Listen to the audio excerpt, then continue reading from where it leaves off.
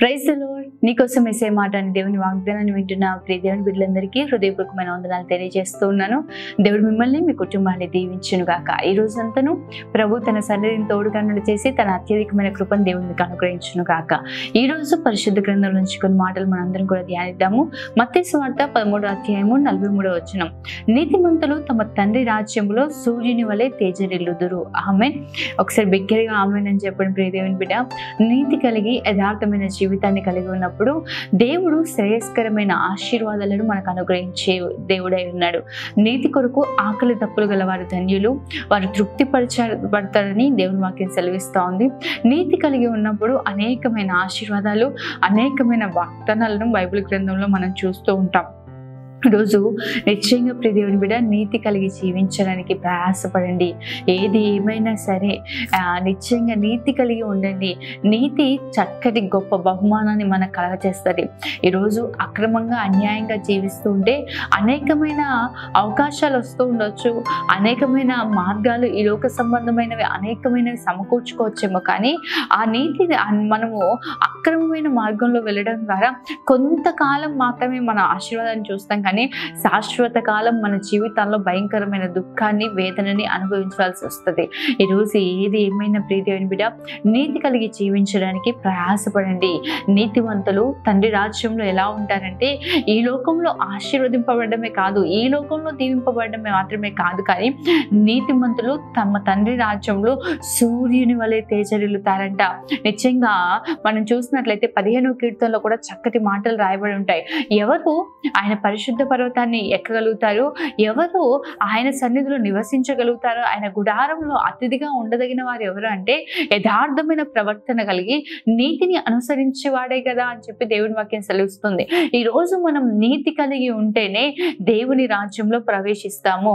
నీతి కలిగి ఉంటేనే ప్రభు యొక్క ఆ రాజ్యంలో నిత్యము మనం నివాసం చేయగలుగుతాము. అక్రమంగా అన్యాయంగా జీవించే వారికి, అవినీతిని అనుసరించి జీవించే వారికి దేవుడు పరలోక రాజ్యంలో స్థానాన్ని ఇవ్వడు. ప్రియ దేవుని బిడ్డ నీతి కలిగి ఉండండి. అబ్రహాము దేవుని నమ్మాడు, అది నీతిగా ఎంచబడింది.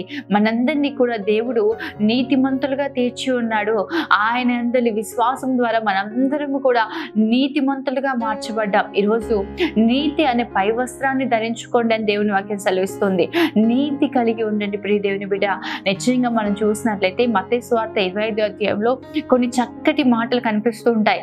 మహిమ కలిగిన ఆయన సింహాసనం మీద ఆసీనుడై ఉన్నప్పుడు కొంతమందిని అంట కుడివైపున గొర్రెలని, ఎడం వైపున మేకల్ని వేరుపరిచి గొర్రెలతో చెప్తున్న ఒక చక్కటి మాట కనిపిస్తూ ఉంటుంది. చూడండి 25వ అధ్యాయం 34వ వచనం మత్తయి సువార్త.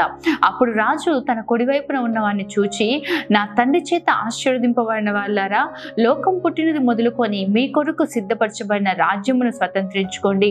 నేను ఆకలి కొని ఉంటిని, మీరు నాకు భోజనం పుట్టితిరి, దప్పిగొని ఇంటిని, నాకు దాహం ఇచ్చితిరి, పరదేశినై ఉంటిని, నన్ను చేర్చుకుంటిరి, దిగంబరినై ఉంటిని, నాకు బట్టలు ఇచ్చితిరి, రోగినై ఉంటిని, నన్ను చూడవచ్చితిరి, చెరసాల్లో ఉంటిని, నా యుద్ధకు వచ్చితిరని చెప్పాను. ఆమె వీరెవరు అంటే నీతిమంతులై ఉన్నట్లుగా మనం చూస్తూ ఉంటాం ఆ వచనాలు. వీరందరి వైపు ప్రభు చూసి చెప్తున్న మాట ఏంటంటే, నేను దిగంబరిగా ఉన్నప్పుడు నాకు వస్త్రాలు ఇచ్చారు, నేను ఆకలితో ఉన్నప్పుడు నాకు ఆహారాన్ని ఇచ్చారు, నేను చెరసాల్లో ఉన్నప్పుడు నన్ను చూడవచ్చారు, నేను రోగినై ఉంటే మీరు నన్ను పరామర్శించారు. నీతిమంతులు అడుగుతూ ఉంటారు, అయ్యా ఇవన్నీ మేము ఎప్పుడు చేసాం ప్రభువా, ఇవన్నీ మేము ఎప్పుడు చేసాం దేవా అంటే, భూమి మీద మిక్కిలి అల్పులైన వారికి చేస్తే నాకు కూడా చేసినట్లే అని. నిజమే ప్రియ దేవుని బిడ్డ, నీతిమంతుల్లో ఉండే గొప్ప లక్షణం ఏంటో తెలుసా? నిశ్చయంగా ఎవరైనా వారి కళ్ళ ఎదుట అక్కడితో కనిపిస్తున్నా, ఆపదలు కనిపిస్తున్నా వారికి తన చేతిని చాచేవారిగా ఉంటారు. నిశ్చయంగా నీతి కలిగి ఉండండి ప్రియ దేవుని బిడ్డ. మీ ఉద్యోగంలో నీతి కలిగి జీవించండి, నీతి మార్గాన్ని అనుసరించండి, నీతి కలిగి ఉండండి ప్రియ దేవుని బిడ్డ. అనేకుల ఎదుట అక్రమంగా అన్యాయంగా ఈ రోజు వరకు ప్రవర్తిస్తూ ఉన్నారేమో, ఆ పేదలకు మీ మొహాన్ని చాటి వేస్తూ ఉన్నారేమో, అవసరతలో ఉన్నారికి మీ మొహాన్ని చాటి వేస్తున్నారేమో, మీకు అప్పగింపబడిన పనిలో నమ్మకంగా పనిచేయకుండా అన్యాయంగా అక్రమంగా పనిచేస్తూ వచ్చారేమో. కానీ ప్రియ దేవుని బిడ్డ ఈ రోజు వదులుకొని ఒక తీర్మానం తీసుకోండి, ప్రభువా నేను నీతి కలిగి ఉంటాను, నేను యథార్థమైన జీవితాన్ని కలిగి ఉంటాను ప్రభా, నువ్వు నాకు సహాయం చేయని అడగండి ప్రియ దేవుని బిడ్డ. నీతిమంతులు దేవుని రాజ్యంలో ప్రవేశిస్తారు. నీతిమంతులు తమ తండ్రి రాజ్యంలో సూర్యుని వలె తేజరిల్లుతారంట. ఈ రోజు ఈ లోకంలో బ్రతికేది కొద్ది కాలమే. ఈ లోకం శాశ్వతమైనది కాదు. మన పౌరస్థితి పరమందు ఉన్నది. మనము ఇక్కడి వాళ్ళము కాదు. మనము నిశ్చయంగా ఆయన పరదేశులము యాత్రికులమై ఉన్నాం ప్రియ దేవుని బిడ్డ. కాబట్టి నిశ్చయంగా ఎలా జీవించాలి అంటే, బ్రతికినంత కాలం, ఈ లోకంలో మనం నివసించినంత కాలం నీతిని అనుసరించి నడవడానికి ప్రయాసపడండి, నీతిని ధరించుకోవడానికి ప్రయాసపడండి. నిశ్చయంగా అక్రమమైంది ఏది కూడా దరి చేరకుండా, అన్యాయమైంది కూడా ఏది కూడా దరి చేరకుండా నీతి కలిగి ఉండండి. యోసేపు నీతిపరుడై ఉన్నట్లుగా మనం చూస్తూ ఉన్నాం. దానియేలు నీతిపరుడై నీతిమంతుడై ఉన్నట్లుగా చూస్తూ ఉన్నాం. అతని మీద ఏదైనా ఒక నిందను మోపాలని వారు కనిపెడుతున్నారు, కానీ అతను నీతిపరుడై నిందారహితుడై జీవిస్తూ ఉన్నాడంట. ఈరోజు నిశ్చయంగా నీతి కలిగి మనందరం కూడా జీవిద్దామా? నీతి కలిగి మనం ఉన్నప్పుడు నిశ్చయంగా నీతిమంతులకి దేవుడు సమృద్ధైన ఆశీర్వాదాలను కలుగజేస్తూ ఉన్నాడు. మనం సామెతల గ్రంథంలో చూస్తూ ఉంటాం. అనేకమైన వాగ్దానాలు నీతిమంతుల కొరకు ప్రభువు దాచి ఉంచాడు. అనేకమైన దీవెనలు మనకు కనిపిస్తూ ఉంటాయి. ఇక్కడ మాత్రమే కాదు, పరమందు కూడా దేవుడు శ్రేష్టమైన వాగ్దానాలు మనకు ఇచ్చాడు. సూర్యుని వలె తేజరిల్లుతారంట. నిజంగా చూడండి, ప్రభువే సాక్ష్యం ఇస్తాడండి. మీరు నీతిని అనుసరించి నడుచుకొని ఉన్నారు. లోకం పుట్టినది మొదలుకొని మీ కొరకు సిద్ధపరచబడిన రాజ్యాన్ని స్వతంత్రించుకోండి అని చెప్పి ప్రభువే మిమ్మల్ని గురించి సాక్ష్యం ఇవ్వబోతున్నాడు. కాబట్టి ధైర్యం కలిగి ఉండండి ప్రియ దేవుని బిడ్డ.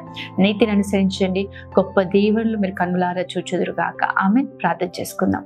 మహోన్నతుడైన తండ్రి, శక్తిమంతుడైన దేవా, సర్వాధికారి, నీకే వందనాలు స్తోత్రాలు చెల్లిస్తున్నాం. ఎంత చక్కటి మాటలు మీరు మాతో మాట్లాడారు ప్రభువా.